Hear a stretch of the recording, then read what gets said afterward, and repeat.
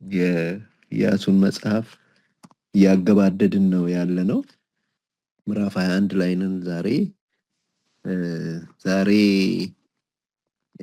የካህናት ርስትን ነው የምንማረው። የካህናት ርስት የሁሉን ርስቶች አይተናል። ዛሬ ደግሞ የካህናት ርስት ነው ምዕራፍ 21። ከዛ በፊት ግን ሁሌ እንደምናደርገው በአዲስ ምዕራፍ ስለምንጀምር ሰመራይዝ እናደርጋለን። ግን እንዳይሰለቻችሁ ብዬ ነው ዛሬ እኔ ሰመራይዝ ላድርገው። ምክንያቱም ምዕራፍ 21 ቶሎ ስለጨረስን እንደገና እንዳላደክማችሁ ብዬ ነው አሁን ለእናንተ ያልሰጠሁት። በሚቀጥለው ምዕራፍ 22 ስንጀምር ደግሞ እናንተ ሰመራይዝ ታደርጋላችሁ። እኔ እንዲሁ ባጭሩ ምን ሆነ ይሄ ደግሞ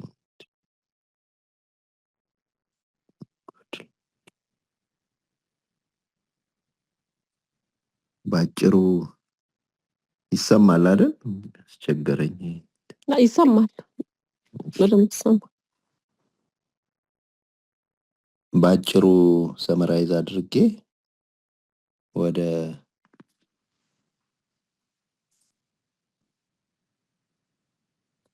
ወደ ዛሬው ትምህርታችን እንሄዳለን። እንደምታስታውሱት ምዕራፍ 1 የእግዚአብሔር ድምጽ ብለን ነው የተማርነው። የእግዚአብሔር ድምጽ ካሉበት ሁኔታ እንዴት እንዳወጣቸው፣ ከዛ በኋላ ደግሞ እግዚአብሔር የሙሴ መሞት ለነሱ ግን የህይወት ትራንዚሽን እንደሆነ እና ወደ አዲስ ነገር እንደሚያሸጋግራቸው እና ዮርዳኖስን መሻገር ጊዜ እንዳልተወሰነለት በእኛ ዝግጅት የሚወሰን እንደሆነ እግዚአብሔር ቀን እንዳልወሰነ ግን ዝግጅት የሚያስፈልገው ጉዳይ እንደነበረና 3 ቀን እንደፈጀባቸው ይህን ዝግጅት ለማድረግ እና እግዚአብሔር ከተናገረው ንግግር ውስጥ ስፋቷን እንዳሳያቸው እየተረገጠች የምትወረስ መሬት እንደሆነች እንዳሳያቸውና ሊያጓጓቸው እንደፈለገ ብዙ እንደሆነ ሊያሳያቸው እንደፈለገና እና ደግሞ እግዚአብሔር በዘመናቸው የማያልቅ ነገር እንደሆነ ሊያሳያቸው እንደፈለገ እና ምንም ግን ጋራንቲ እንደሰጣቸው ምንም የሚያስፈራ ነገር የለውም። ምክንያቱም እግዚአብሔር ከነሱ ጋር ስለሚሆን። ግን ዋናው ነገር እግዚአብሔርን ማቆየት ከነሱ ጋር ነው። ያም ደግሞ የሚሆነው በቃሉ ነው። ቃሉን ደግሞ መፈጸም የምንችለው በሜዲቴሽን ነው። ብዙ ጊዜ ከቃሉ ጋር በማሳለፍ ነው ብለን ምዕራፍ 1ን ባጭሩ በዚህ አይነት ሰመራይዝ አድርገነው ነበረ። ምዕራፍ 2 የሰላዮቹ እንትን ነው እና ሰላዮቹ ሄደው ረዓብን እንዳገኙ እና ከሙሴ ሰላዮች ጋር ያላቸውን ልዩነት ተመልክተን ነበር። እነዚህ በስውር ነው የተላኩት፣ እነዛ በግልጽ ነው የተላኩት።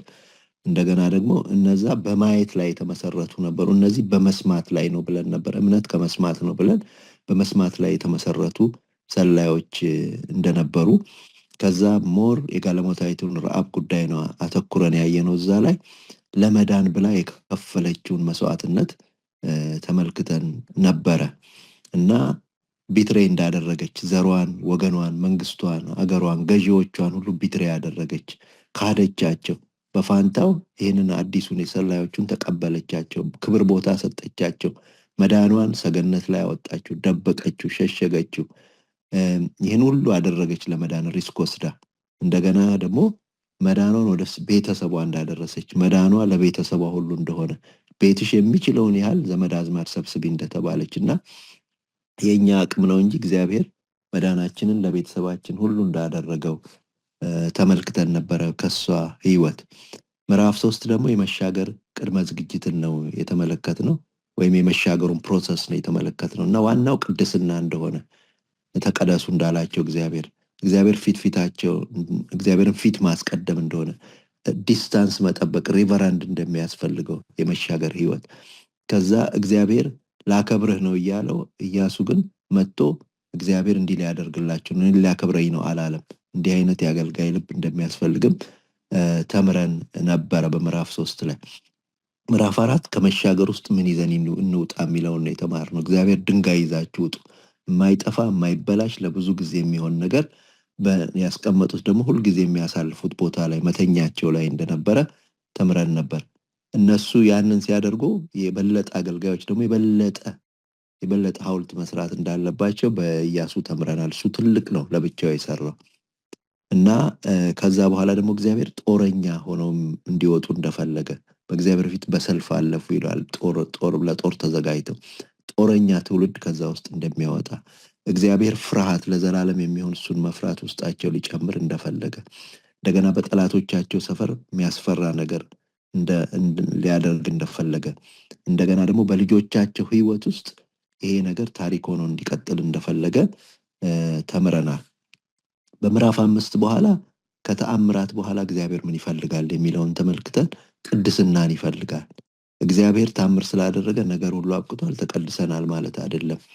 እግዚአብሔር ቅድስና ይፈልጋልና አንከባለልኩት የግብፅን ነውር ብሎ ሲል እግዚአብሔር እንመለከተዋለን። ግብፅ ነውር ይዘው ነው ታምር የሚሰራው። እግዚአብሔር እንደሱ ሊያደርግ ይችላል። ግን እግዚአብሔር ለኛ ኖርማል ኮመን የመሰለን ነገር ለሱ ከባድ ሊሆንበት ይችላል እና እግዚአብሔር አንከባለልኩት ይላል። ኢያሱ ነው ባልጩት ሰርቶ የገረዛቸውና ሊደርሶች ኃጢአትን የመቁረጥ አቅም ሊኖራቸው ይገባል። ጨክነው የመቁረጥ አቅም ሊኖራቸው ይገባል ብለን ተነጋግረን ነበረ እና ከዛ በኋላ በህዝቡ ብቻ ሳይሆን በሬቨረንድ እግዚአብሔር ፍርሃት በኢያሱም ዘንድ ያስፈልግ ነበር። እግዚአብሔር ወዲያው ከታምራት በኋላ እሱን ያስተማረው ወድቆ ሲሰግድ እንኳን ጫማህን አውልቅ፣ ሞር ሪቨረንድ ፈልጋለሁ፣ በታምር ብታልፍም ታምር የሰራ ሰው ብትሆንም ሞር ሪቨረንድ ፈልጋለሁ ብሎ እግዚአብሔር እንደተናገረው ተመልክተናል። በምዕራፍ 6 የኢያሪኮ ታሪክ ነው የተማርነው። ኢያሪኮ አንደኛ የተማርነው ነገር የሚል ነገር ነው። እግዚአብሔር የሰራውን ማየት አለብን ከመራመዳችን በፊት። ምክንያቱም ጉዞው የእምነት ጉዞ ስለሆነ እግዚአብሔር የሰራው ነገር አለ። ከግንቡ ከቅጥሩ ከሚታየው ከሚያስፈራው ነገር በላይ የሆነ ነገር አለ ብለን ተምረናል። የሞኝነቱን መንገድ የምንሄደው እግዚአብሔር የሰራውን ካየን ብቻ ነው። ከዛ በኋላ እግዚአብሔር ሁሉንም እርምጃችንን በሰባት እንደሚያባዛው ተመልክተን ነበር። ወደ ፐርፌክሽን፣ ወደ ፍጹምነት፣ ረፍት ወዳለው ነገር የምንሄደውን ጉዞ፣ የምንዞረውን ዙረት፣ ሁሉንም ነገር ፐርፌክት እንደምንነፋውን መለከት በሰባት እያባዛ የእኛን ጥቂት እርምጃ እሱ ወደ ፐርፌክሽን እንደሚያደርሰው ተምረን ነበር። ከዛ እግዚአብሔር በማን ነው ይህንን በምንድን ይህን የሚያደርገው ስንል ዋናው እኛ ነን። በእኛ ነው ይህን የሚያደርገው፣ በራሳችን እንደገና በክህነት ስልጣናችን፣ በጩኸታችን እነዚህን ይሰራል። በእኛው ነገር ነው እግዚአብሔር የሚሰራው ብለን ተምረን ነበረ። ከዛ ደግሞ አብዛኛው ጊዜ የዝምታ ጊዜ ነው። ከእግዚአብሔርና ከራስ ጋር የሚያልፍ ነው። እምነትን ቢውልድ የማድረጊያ የጩኸቱ ጊዜ አንድ ቀን ነው ወይም አንድ ጊዜ ነው፣ ወደ መጨረሻ ያለ ነው ብለን ብዙ ሰዓት ከእግዚአብሔር ጋር ስለማሳለፍ ከራስ ጋር ስለማሳለፍ ተምረን ነበረ። ከዛ እግዚአብሔር ድል ሲሰጥ ደግሞ ለእግዚአብሔር ቃል የተገባውን ነገር ማድረግን፣ ቀድሱ ያለውን መቀደስ፣ አጥፎ ያለውን ማጥፋት፣ እንደገና ደግሞ የገባንለትን መሐላ ረዓብን አውጥተው አስቀመጧት። ምንም ደስ ባይላቸውም አውጥተው ወርወርን ያረጓት፣ ግን አደረጉት እና ይህንን ማድረግ አለብን ብለን ተምረን ነበረ በምዕራፍ 6። ምዕራፍ 7 የጋይ ውድቀት ነው እና በዛ ውስጥ የተማርነው እኛ ትንሽ የምንለው ጠላት የለንም፣ እግዚአብሔር ስላለ ነው እንጂ ማንም የሚያሸንፈን ተራ ሰዎች ነን እና ከእግዚአብሔር ጋር መጣበቅ ይገባናል ብለን ተመልክተን ነበር። ግን በተመቱ ጊዜ እግዚአብሔር ቁልቁለት እንዳደረገላቸው፣ እንዳያጠፏቸው፣ ዳገት ቢሆን ብዙ ሰው ይሞትባቸው ነበር፣ መሸሽ የሚችሉበት ሙሉ ለሙሉ ጠላት እንዳያጠፋቸው እንዳደረገላቸው። ከዛ በኋላ ይህንን ደግሞ ያደረገውን ሰው ህይወት ተመልክተን ነበረ። እሱ የይሁዳ ነገድ አለቃ የሆነ ሰው ነው እና ማንም ሰው በኃጢአት ሊወድቅ ይችላል፣ ጋራንቲ የለንም ብለን ይህን ሀሳብ አንስተን ተነጋግረን ነበር። እንዲህ ያሉ ነገሮች ሲሆኑ ደግሞ በእግዚአብሔር ፊት መውደቅ ዋናው ነገር እንደሆነ ተምረን እና ተመልክተን ነበረ እና ለምን ወደቀ ይሄ ሰውዬ ብለን ደግሞ ሜንታሊቲው ነው። ሜንታሊቲው የዘረፋ ሜንታሊቲ ይዞ ነው የእግዚአብሔር ጦርነት ውስጥ የገባው። አትንኩ የተባለውን በዘረፋ መሀል ይላል እና ሜንታሊቲው የዘረፋ ሆኖ ነው ያ ነው ያሳተው ብለን ተመልክተን ነበር እና ከዛ በኋላ በእግዚአብሔር ተርም ነው የምንታረቀው። እሱ ያለንን አድርገን ነው የምንታረቀው፣ ጨክነን ብለን እንዴት እንደጨከኑበት ተምረን ነበረ። በምዕራፍ 8 ላይ የተማርነው እግዚአብሔር እንደ ድሮ ሲሆን፣ በተርሙ ስንታረቀው እንደ ድሮ ሲመለስ፣ እንደ ድሮ ምክር ሲመክር፣ እንደ ድሮ ስትራቴጂ ሲያወጣ፣ ሁሉን እንደ ድሮ ሲያደርግ በምዕራፍ 8 ላይ ተመልክተን ነበር። እንዳውም አዳዲስ ስትራቴጂዎች፣ ድብቅ ጦር የሚባል ስትራቴጂ እንዳስተማራቸው፣ ከዛ በኋላ እነዛ ድብቅ ጦሮች ምን አይነት ሰዎች ናቸው ብለን እነሱን አጥንተናቸው ነበረ። ከዛ በኋላ ደግሞ እግዚአብሔር በእጃችን ላይ ባለው ነገር ነው የሚሰራው ብለን ተምረን ነበረ። ጦርህን ዘርጋ እንዳለው እና አንዳንድ ጊዜ እግዚአብሔር ወደ ድል በሚወስደን ጊዜ ማፈግፈግም እንዳለ እነዚህ ሰዎች አፈግፍገው ነበርና ሊያጋጥም ይችላል። ግን ጠላትን ሞር ለመምታት ነው ብለን ፈጽመው እንዳጠፏቸው ተመልክተን ነበረ እና ኢያሱ በትንሽ ድል እንዳልተኩራራ እንዳውም እስከሚያጠፏቸው ድረስ ሰዎቹን ገድሎ ሰዎቹን ዋሻ ውስጥ አድርጎ ጦርነቱን እንደቀጠለ ተመልክተን ነበረ። በምዕራፍ 9 ላይ በምዕራፍ 10 ላይ ኃይልም እናያለን። በኃይል ሲመጡባቸው እንደገና ግን ዋናው ሐሳብ የገባውን ሰዎች ማታለል ነው። ምዕራፍ 10 ላይ ያለው የገባውን ሰዎች ሊያታልሏቸው እንደሞከሩ እንመለከታለን እና ይሄ መንገድ በስሜት ሕዋስ የሚጓዝ አይደለም። በስሜት ሕዋሳቶቻችን የምንጓዘው አይደለም። ይልቁንም በእምነትና እግዚአብሔርን በመስማት የምንጓዘው ነገር ነው ብለን ያጡትን ነገር ደግሞ አይተናል። ትልቅ ውርስ አጡ። እንደገና ሁሌ የሚጣበቁባቸው ሆኑባቸው እነዚህ ጠላቶቻቸው። ሊያስገብረዋቸዋል ግን ሊያጠፏቸው አልቻሉም ብለን ተመልክተን ነበር። በምዕራፍ 11 ላይ የእግዚአብሔርን ምሕረት በዚህ በኩል አየን።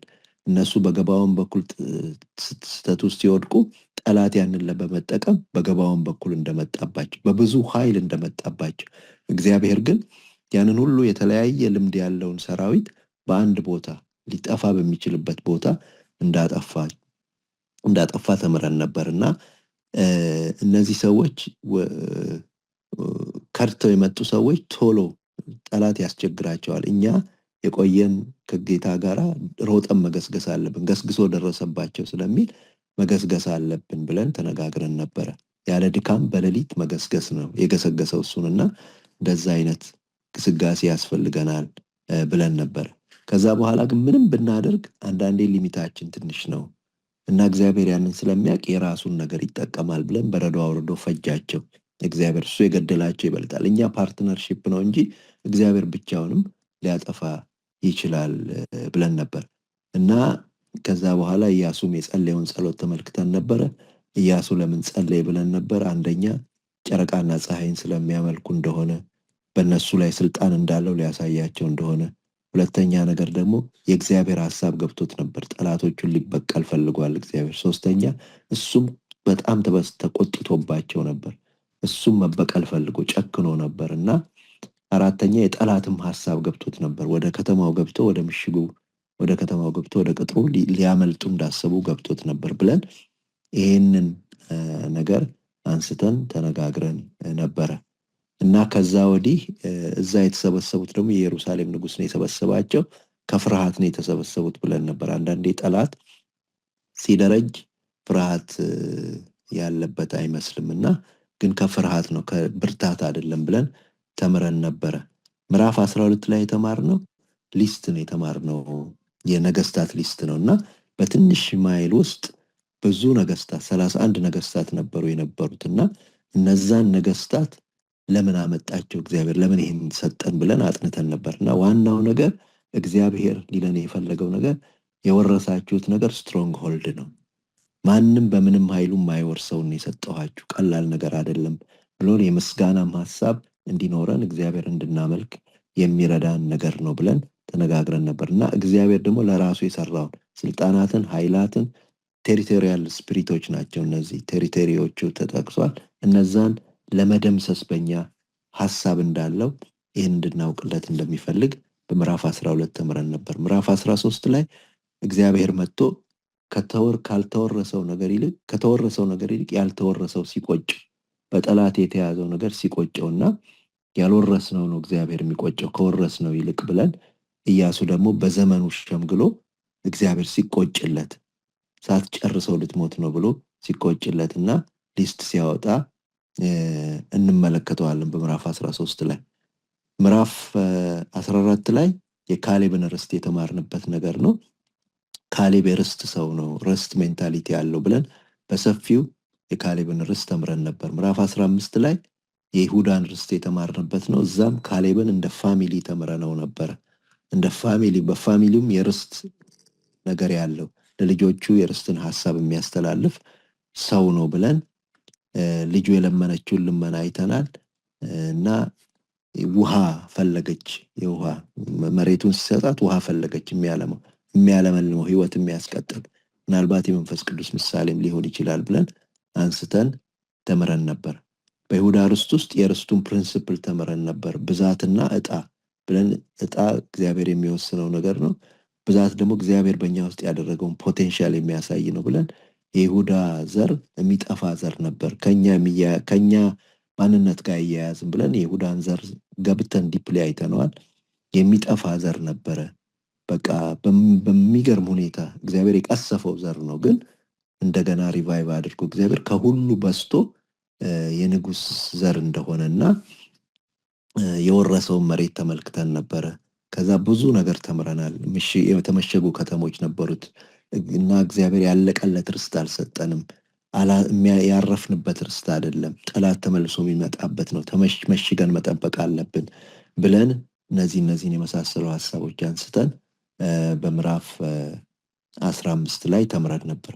ምዕራፍ 16 ምዕራፍ 17 የዮሴፍ ርስት ናቸው። የበኩር ርስት በሚለው ተምረን ነበር።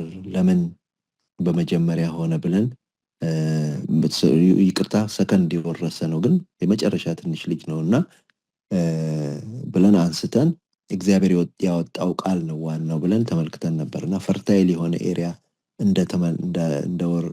እንደወረሱን ተመልክተን ነበር።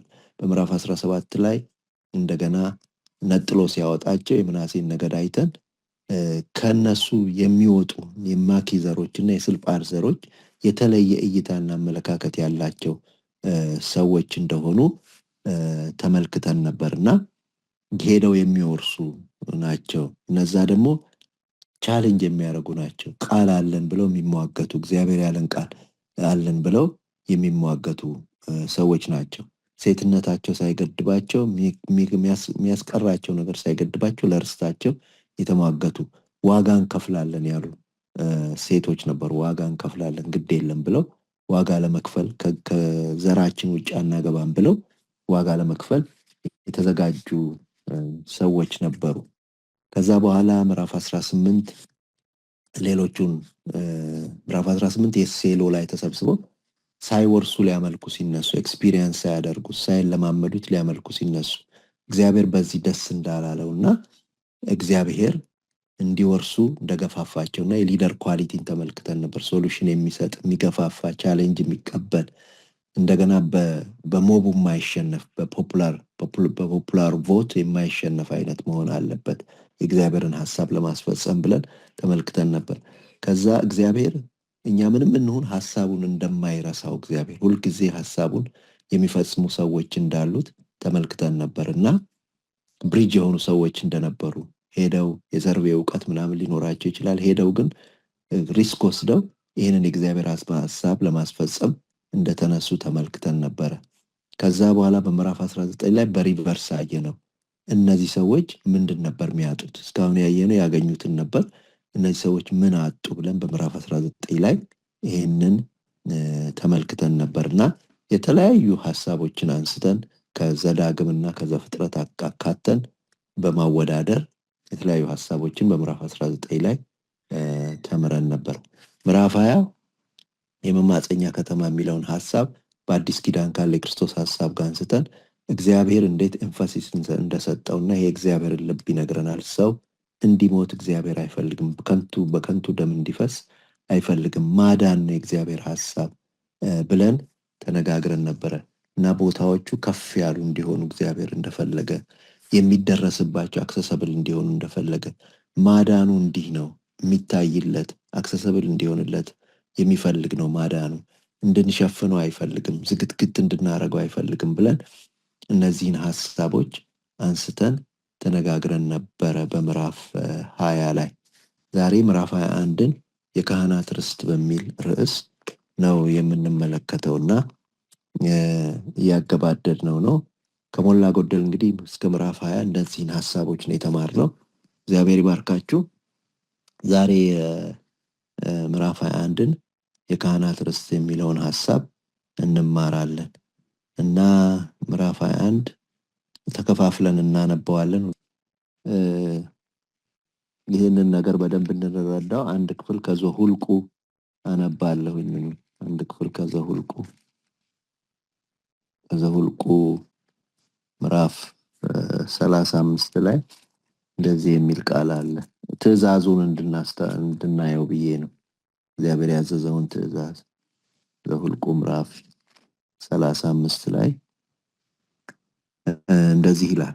እግዚአብሔርም ሙሴን በዮርዳኖስ አጠገብ በኢያሪኮ አንጻር በሞዓብ ሜዳ እንዲህ ብሎ ተናገረው። ሌዋውያን የሚቀመጡባቸውን ከተሞች ከርስታቸው ይሰጡ ዘንድ የእስራኤል ልጆች እዘዛቸው። በከተሞቹም ዙሪያ ያለውን መሰመሪያ ለሌዋውያን ይስጡ። እነርሱም በከተሞች ውስጥ ይቀመጣሉ። መሰመሪያቸውም ለከብቶቻቸው፣ ለእንስሳቸው፣ ለእነርሱም ላለው ሁሉ ይሁን። ለሌዋውያን የምትሰጡት የከተማ መሰመሪያ በከተማ ዙሪያ ከቅጥሩ ወደ ውጭ 1000 ክንድ ይሁን። በከተማው ውጭ በምስራቅ በኩል 2000 ክንድ፣ በደቡብ በኩል 2000 ክንድ፣ በምዕራብ በኩል 2000 ክንድ፣ በሰሜን በኩል 2000 ክንድ ትከነዳላችሁ። በከተማውም በመካከል ይሆናል። ይህም የከተሞች መሰመሪያ ይሆንላቸዋል። ለሌዋውያን የምትሰጧቸው 6ቱ የመማፀኛ ከተሞች ናቸው። እነርሱም ነፍሰ ገዳይ ይሸሽባቸው ዘንድ የምትሰጧቸው ናቸው። ከነዚህ ሌላ 42 ከተሞች ትሰጣላችሁ። ለሌዋውያን የምትሰጧቸው ከተሞች ሁሉ 48 ከተሞች ይሆናሉ። ከመሰመሪያቸው ጋር ትሰጧቸዋላችሁ። ለእስራኤል ልጆች ርስት ለሌዋውያን የምትሰጧቸው ከተሞች እንዲህ ስጡ። ከብዙዎች ብዙ ከጥቂቶችም ጥቂት ትወስዳላችሁ። ለእያንዳንዱ እንደወረሱት ርስታቸው መጠን በከተሞቻቸው ለሌዋውያን ይሰጣሉ ብሎ እግዚአብሔር ይናገራልና እግዚአብሔር ነው ያዘዘው እና ይህን ርስት ከማየታችን በፊት አጠቃላይ ነገሮችን እንድናይ ነው። ጠቅለል ያሉ ሐሳቦችን እግዚአብሔር ስጧቸው ነው ያለው። ስጧቸው ከነሱ ከራሳቸው ነው። እንደው ከርስታቸው ከጥቂቶቹ ጥቂት ከብዙዎቹ ብዙ ትወስድባቸዋለና ካላቸው ነው ስጧቸው የሚለው እግዚአብሔር። እስቲ መጀመሪያ እግዚአብሔር ለምን እንደዚህ አደረገ የሚለውን እንነጋገርበት። ለምንድን ነው እግዚአብሔር እንዲህ ያደረገው? ራሱ ክልል አድርጎ ይኸውላችሁ ማለት ይችላል። ስጧቸው ነው ግን ያለው። ሁሉ ነገር ይሄ ነገር ሙሴ በደንብ ዝርዝር አድርጎ ነው የነገራቸው። ስፋቱን ምናምኑን የሚሰጧቸውን ነገር ምናምን ሁሉ በደንብ አድርጎ ነው የነገራቸው። ይሄ የካህናት ርስት የተረሳ ነገር አይደለም። በእግዚአብሔር ፊት ዝም ብሎ ተራ ነገር አይደለም። ዝርዝሩ የተያዘ ነው። የካህናት ርስት 1000 እንትን አርጋችሁ 2000 ምናምን አርጋችሁ እንደዚህ አርጋችሁ ቁጥሩን ሁሉ 48 it is serious። እግዚአብሔር ሲሪየስ ነው በዚህ ነገር እና የመጀመሪያው ነገር የምናየው የካህናት ርስት ሲሪየስ ነው በእግዚአብሔር ፊት። የካህናት መውረስ ሲሪየስ ነገር ነው። መውረስ ልበለው እንዲገባል እና ሲሪየስ ነገር ነው በእግዚአብሔር ፊት። and yet ይሄንን ሲሪየስ ታስክ እግዚአብሔር ለህዝቡ ነው የሰጠው። ህዝቡ አካምፕሊሽ እንዲያደርገው ነው የሰጠው። ለምንድን ነው ይሄንን ሲሪየስ የሆነ ታስክ ለህዝቡ የሰጠው ስንል ህዝቡ አሁን በርስቱ ውስጥ መኖር አለበት። በርስቱ ውስጥ እየኖረ ነው። በርስቱ ውስጥ መቆየት በኋላ መጨረሻ እንማረዋለን። በርስቱ ውስጥ መኖር የሚባል ነገር አለ። መውረስ ብቻ አይደለም እና የመጀመሪያው ነገር ለመውረስ የእግዚአብሔር ትእዛዝን ማድረግ ነው። ስለዚህ ህዝቡ ምንድነው አሁን የሚማሩ ያሉት? ካላቸው ነገር ለእግዚአብሔር መቀደስ። እግዚአብሔር ነው የሰጣቸው። ከዛ መልሶ ለእግዚአብሔር መስጠት፣ መቀደስ፣ መለየት፣ የኔ ነው የሚለውን ነገር አለመውሰድ፣ አለመንካት። ቬሪ ሲሪየስ ነው። እግዚአብሔር ስዕሉን ቁጭ አድርጎታል። በልቡ ያስቀመጠው ነው። ቁጥሩ አለ፣ ምን ሁሉ ተጽፏል። እግዚአብሔር እንደሚፈልገው መለየት ለእግዚአብሔር ከህዝቡ ዘንድ ይሄንን ነው የሚያስተምራቸው። እግዚአብሔር ሊያስተምራቸው ፈልጓል። ሁለተኛ ለሌዋውያን ደግሞ የሚያስተምራቸው ነገር አለ። ለሌዋውያን የሚያስተምራቸው ነገር አለ። ስዕል እንዲኖራቸው አይፈልግም እግዚአብሔር። የሆነ ስዕል፣ ርስት የሚባል ስዕል በእግዚአብሔር ቃል ሄደው የሚቀበሉት ነው። ሰው ከድርሻው የሰጣቸው ነው። የኔ የሚሉት ነገር እንዲኖራቸው አልፈለገም። የኔ የሚሉት ነገር እንዲኖራቸው አልፈለገም። ትንሽ በኋላ ዘርዘር አድርገን እንማረዋለን። እግዚአብሔር ሰብስቲቲዩት የሚያደርገው ነገር አይፈልግም። በእነሱ ህይወት ውስጥ የሚተካው ነገር አይፈልግም። የሆነ ርስት የሚመስል ነገር እሱ ነው። ርስት እኔ ነኝ ርስታችሁ ብሏቸዋል። እኔ ነኝ ርስታችሁ ብሏቸዋል። ስለዚህ የሆነ ሰብስቲቱሽን የሚተካው ነገር እንዲኖር አይፈልግም። he is the only one በቃ እሱ ስለተናገረ ነው የተሰጣቸው። እሱ ስላለ ነው የተሰጣቸው። የሚሰጧቸው ደግሞ ከራሳቸው ነው እንጂ የኔ የሚሉትን ነገር አይደለም። የኔ የሚሉትን ነገር አይደለም። እግዚአብሔር የሳለው ነው፣ ልክ ነው። ግን እግዚአብሔር ለሌሎች ሰጥቶ በእነሱ በኩል እንዲሰጣቸው ነው የፈለገው። ምክንያቱም የሆነ እግዚአብሔርን የሚተካ ስዕል፣ ርስት የሚባል ነገር በካህናት ውስጥ እንዲኖር አልፈለግም እግዚአብሔር። በሚቀጥሉት እንትኖች እንማረዋለን ምን እንደፈለገ ከካህናቱ። ስለዚህ እግዚአብሔር ይሄንን ስለፈለገ ህዝቡ መቀደስን እንዲማር፣ ሁለተኛው ነገር ደግሞ ሌዋውያኑ ይህን ስዕል እንዳይስሉ የእግዚአብሔር ቃል የሰጣቸው ነገር ነው እንጂ እግዚአብሔር ነው እንጂ ርስታቸው የሆነ ርስቴ ብለው የሚይዙት ነገር እንዳይኖራቸው እግዚአብሔር ስለፈለገ ይሄንን ነገር ስጡ በሚል አደረገው እንጂ ተራ ነገር ስለሆነ አይደለም። የካህናቱ ነገር እግዚአብሔር ልብ ውስጥ ትልቅ ስፍራ ያለው ነገር ነው። የካህናት ርስት ትልቅ ቦታ ያለው ነገር ነው። ዝርዝሩ የሚታወቅ ነገር ነው። ይህንን ሐሳብ እንድንይዝ ነው። በኋላ ወደ አዲስ ኪዳን ስለምናመጣው በጣም ያስፈልገናል ይሄ ሐሳብ። አንድ ጥያቄን ጨምርና በዚህ በጀነራል ሐሳብ ውስጥ ከዛ በኋላ ወደ ፕሮባብሊ ዛሬውን ጥናት እንጨርሳለን። አሁን እነዚህ ሰዎች ርስት የሌላቸው እግዚአብሔር ርስት ነኝ ስላለ ነው። እግዚአብሔር እኔ ወስጃቸዋለሁ አም ሪስፖንሲብል ማለቱ ነው። እግዚአብሔር ለነሱ ነገር አም ሪስፖንሲብል ማለቱ ነው። እኔ ብሎ በቃ ክፍሉን አጣሁት ፈልጌ እንጂ ለምን እንደወሰዳቸው የሚያስረዳ ክፍል ነበረ። በበኩር ምትክ ነው የወሰዳቸው። የግብፅን በኩር ሲመታ በኩር ለኔ ነው አለ። ግን በኩር ስለማይሰጥ ወይም ስለማይሰዋ በበኩር ምትክ ሌዋውያንን ወስጃለሁ አላቸው። የኔ ናቸው አለ እግዚአብሔር። የኔ ናቸው አለ። ይሄንን ሐሳብ ይሄ ትልቅ ሐሳብ ነው። ትልቅ ነገር ነው ይሄ ነገር። ግን በፍጥረት ላይ ሄደን ስናየው ስለነዚህ ሰዎች ሲናገር ያዕቆብ እንደዚህ ይላል። ስምዖን እና ሌዊ ወንድማማች ናቸው። ሰይፎቻቸው የዓመፅ መሳሪያ ናቸው። በምክራቸው ነፍሴ አትግባ፣ ከጉባኤያቸው ጋር ክብሬ አትተባበር። በቁጣቸው ሰውን ገለዋልና፣ በገዛ ፈቃዳቸው በሬን አሰናክለዋልና። ቁጣቸው እርጉም ይሁን ጽኑ ነበርና፣ ኩርፍታቸው ብርቱ ነበርና። በያዕቆብ እከፋፍላቸዋለሁ፣ በእስራኤልም እበታትናቸዋለሁ ይላልና ያዕቆብ ከሚናገረው ስዕል ጋራ እግዚአብሔር እነዚህን መምረጡን ስናይ ምን እንማራለን? እስቲ እዚህ ላይ የኔ ብሎ እንዳውም ራሱን ርስት አድርጎ፣ የሚገርም ነገር ነው፣ ራሱን ርስት አድርጎ ሰጣቸው እና ይህንን ስናይ ምን እናስተውላለን? ምን እንማራለን? በተለይ ከአዲስ ኪዳን ክህነት አንጻር ስናየው ከዚህ በኋላ ሌዋውያን የመገናኛውን ድንኳን አገልግሎት ያገለግሉ ዘንድ ይገባሉ። ታነጻቸውም አለበት፣ ስጦታም አድርገህ ታቀርባቸዋለህ። ለእግዚአብሔር ነው ስጦታ አድርጎ የሚያቀርባቸው። እነርሱም ከእስራኤል ልጆች መካከል ፍጹም ለእኔ ተሰጥተዋልና በእስራኤል ልጆች በኩራት ሁሉ ማኅፀንን የሚከፍት ሁሉ ፋንታ ለእኔ ወስጃለሁና በግብፅ ምድር ያለውን በኩር ሁሉ በገደልኩበት ቀን የእስራኤል ልጆች በኩራት ሁሉ ሰው ወይም እንስሳ ለእኔ ቀድሻለሁና የእኔ ናቸው። በእስራኤል ልጆች በኩራት ሁሉ ፋንታ ሌዋውያንን ወስጃለሁ። የእስራኤልም ልጆች ወደ መቅደስ በቀረቡ ጊዜ መቅሰፍት እንዳያገኛቸው በእስራኤል ልጆች ያስተሰሩላቸው ዘንድ የእስራኤል ልጆች አገልግሎት በመገናኛው ድንኳን ውስጥ ይሰሩ ዘንድ ሌዋውያንን ከእስራኤል ልጆች መካከል ለአሮንና ለልጆቹ ስጦታ አድርጌ ሰጥቻቸዋለሁ እያለ እግዚአብሔር ይናገራል። ምን አይነት ክብር ነው የሰጣቸው! ምን አይነት ክብር ነው የሰጣቸው! እና ህይወታቸውን ከዚህ አንጻር እስቲ እንቃኘው። እንዳላችሁት ነው። እዚህ ምዕራፍ 49ን ሲጨርስ እንደዚህ ይላል። እነዚህም ሁሉ 12ቱ የእስራኤል ነገዶች ናቸው። አባታቸው የነገራቸው ይህ ነው፣ ባረካቸው፣ እያንዳንዳቸውንም እንደ በረከታቸው ባረካቸው ይላል እና እንትን አይደለም ማነው ያዕቆብ